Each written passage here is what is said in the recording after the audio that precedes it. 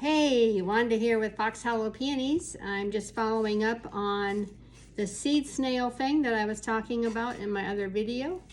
So I brought the seed snails in, and I have my channel tray that I talked about in one of my other posts. It's a little tray of little small channels that you can use. I use it for sowing seedlings from packets that are a little bit old, because you never know if they're going to germinate or not.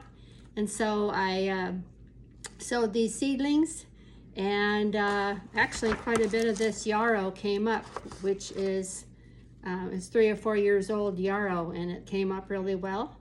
So what I did is I pricked them out of the channel tray here, and I got them into the seedling snail.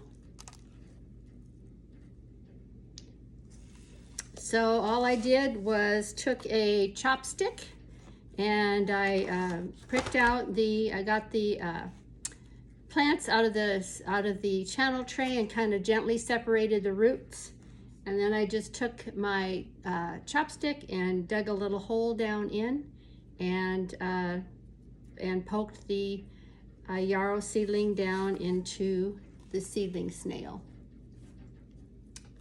So I was able to fit, let's see, 1, 2, 3, 4, 5, 6, 7, 8, 9, 10, 11, 12, 13, 14, 15, 16, 17, 18, 19, 20.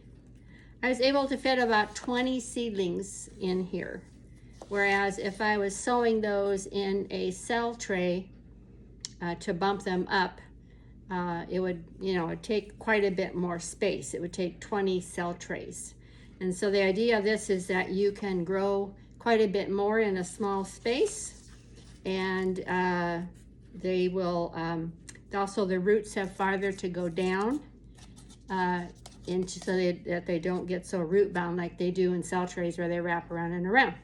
So again, I'm trying this year with some of my extra seedlings that I have to see how it works, and we'll let you know in a couple weeks and see how they're doing in these little seed snails and how they transplanted. So always kind of fun to experiment with new things and see if you can find a way to be more efficient. And this way is apparently a great way to save space and grow quite a few plants in a small space. Since I am in Alaska, I do start a lot of my seedlings also in soil blocks, but I cannot, you can't keep them in soil blocks for several months. Things like this, like yarrow, I had to start way back in February.